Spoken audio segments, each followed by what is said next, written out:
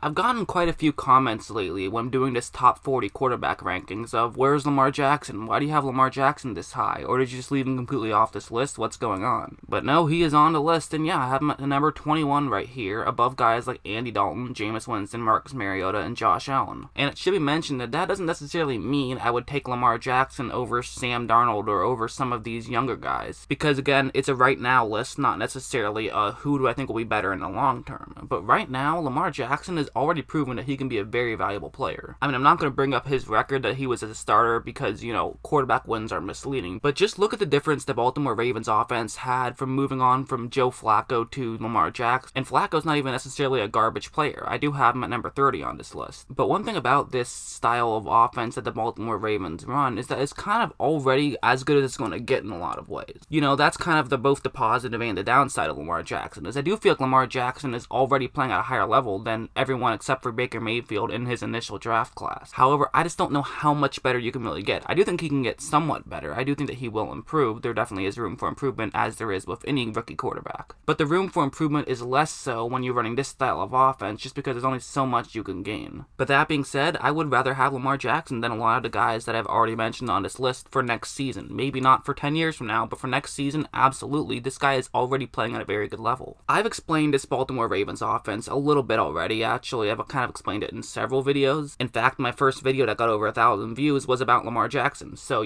this is definitely a guy that I've talked about. But for those of you who maybe have missed this video, I'll kind of catch you up on exactly how the system itself works. Basically, it's a lot of fakes, and it's kind of like an RPO. It's actually not an RPO. All of these plays are designed, but it looks exactly like an RPO. It's something I actually didn't even notice right off the bat, but these are actually planned plays as opposed to, RPOs. Basically, it's the same thing as an RPO, except Lamar Jackson is already making a decision. There isn't really an option on this play. But the way it works is there's essentially three things that could happen, one of which is this one. It's going to be a fake handoff to the top half of the screen, and so oftentimes what you would see if they fake a handoff to the top half of the screen, but it's actually going to be run to the bottom half of the screen, is the fullback would go over and block the Tampa Bay edge rusher who's right over there. However, instead, they have a different plan for that. The fullback is just going to go around him and try to lead block for whoever else is in the area. Because of the handoff, they're basically just going to bank on the fact that the edge rusher will crash into the middle to try to make sure that he's stopping a run. And if he does do that, then Lamar Jackson can simply take it himself outside, and there'll be no one who's in the area who could try to make a play. And as you see, Carl Nassib is going to basically just go straight to the halfback to try to make a play. The only problem is the halfback is not the one with the ball, so you can't really do much there. From that, Lamar Jackson can keep it himself and pick up a solid gain. And also notice how he went out of bounds there, because one thing that I keep hearing people say is, well, this guy's going to get hurt. If he runs the ball 15 times again, well, you can't take 15 hits and not get hurt. But the fact of the matter is, just because he runs the ball 15 or 20 times in a game doesn't necessarily mean that he's taking that many hits in a game. He will often run out of bounds, and that's what he did there. In fact, this kind of play oftentimes does result in the quarterback, if he keeps it, running out of bounds. That is kind of the way it's supposed to work, so it's actually not that dangerous of a play. I mean, of course, having a quarterback run a bunch of times still is a bigger risk of him getting hurt as it would be if you're just going to have him be a straight-up pocket passer, but it's not as big of a risk as some people make it out to be. Anyways, that's one of the ways it can work, probably the way that people talk about most often. If you have a good running quarterback, well, one way it can work is if the quarterback running. But another way it works is just by setting things up. Like on this play, it's going to be a cover 3 zone, and once again, it will be a play action. But then what they'll do is send a receiver just over the linebackers right over there, and in theory, the linebackers will move in, and then you can throw it over the top of them. Granted, this definitely isn't something that is Baltimore Ravens style offense specific. This is definitely the kind of thing that you'll see pretty much every team in the league run. And one thing you'll see is because there is always such a threat of a potential quarterback run or just a potential regular run, this now means that Tampa Bay linebacker definitely moves very far in. So because of that, I mean, look at how open that wide receiver is. It's an easy completion for Lamar Jackson and an easy first down. That's another way this style system can work. It sets things up.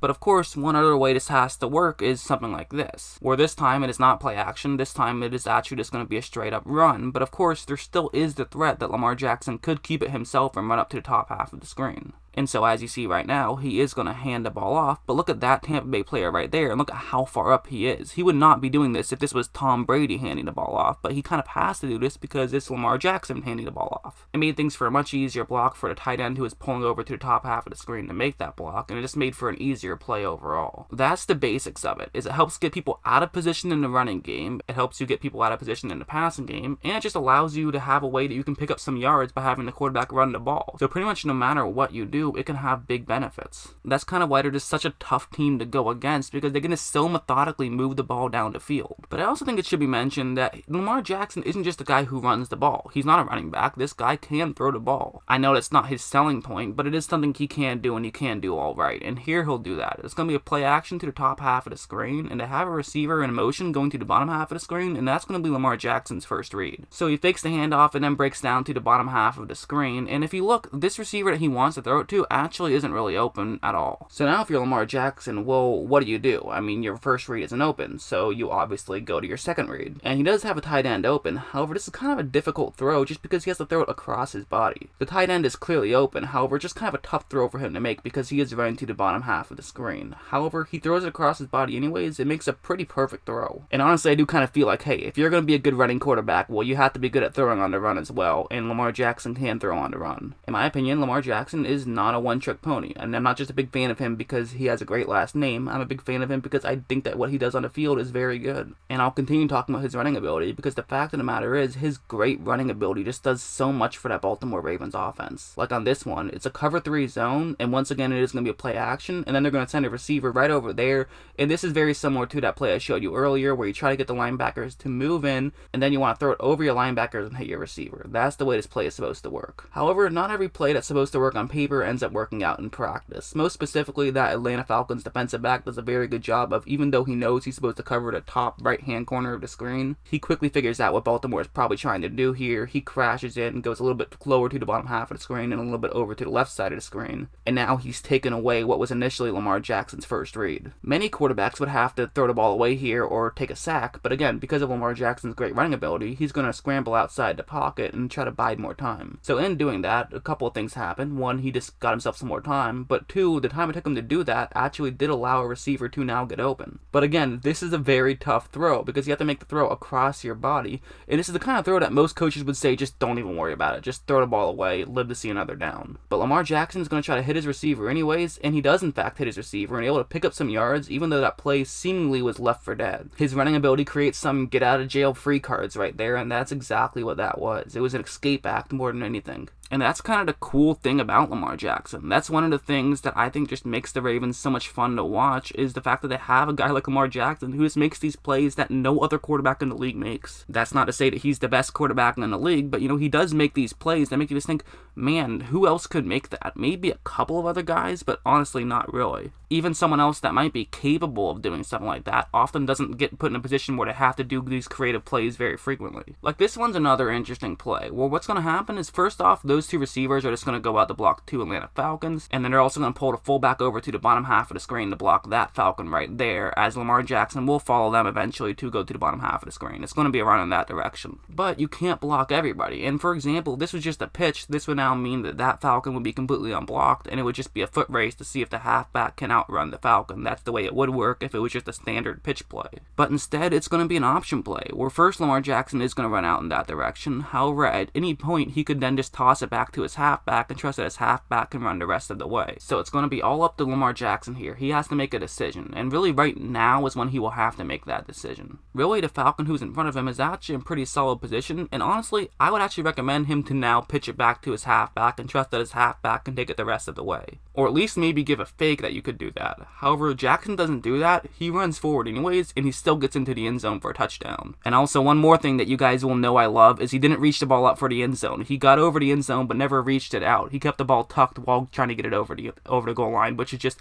exactly what you have to do. You don't want to risk a turnover. Especially with that dumb rule, which I will never not call a dumb rule, where if you fumble the ball out of bounds inside the end zone, then it's going to be a touchback. However, if you fumble the ball at the 1 yard line, then all of a sudden you still get the ball at the 1 yard line. Either if you fumble the ball out of bounds, it should be a turnover, or it shouldn't. I don't get why it changes in the end zone, but either way, I mean, again, I could probably make a whole 10-minute video on just that alone, but I won't. As of right now, that is the rule, and you have to give Lamar Jackson credit for not just knowing the rule, but also knowing that you should play it safe there, and even though he played it safe, he was still able to get into the end zone. All around great play by Lamar. But of course, I can't just only speak on positives. I mean, as we all know, they did get kind of blown out in that game against the Chargers. Actually, blown out's the wrong word, because they were getting beat for most of the game, but they actually mounted a comeback and made it pretty close at the end. So, they got beat by the Chargers, and there was a point where they were getting beat pretty bad, but as a whole, they didn't get blown out. But anyways, one of the reasons why I did get down so much was a play like this, where it's going to be man coverage, and it's pretty simple. There's just going to be a slant route over the middle. So again, nothing too fancy here. And as you see, Jackson's receiver is open. So okay, make sure you hit him right here. This is a pretty easy throw. This should easily lead to at least a solid game. However, his throw, which is a bit soft and a bit too high up, ends up getting tipped up and intercepted. That definitely hurt them. And Lamar Jackson isn't the best thrower. I do have to admit that. While he's pretty good comparatively throwing on the run, and he's also just pretty good in several instances, he will miss some throws. He isn't the most accurate passer. That has to be mentioned. But I also personally feel like the Baltimore Ravens offensive coaching staff just did not have the right mindset going into that game. They did not make the right adjustments once they realized what the Chargers were doing.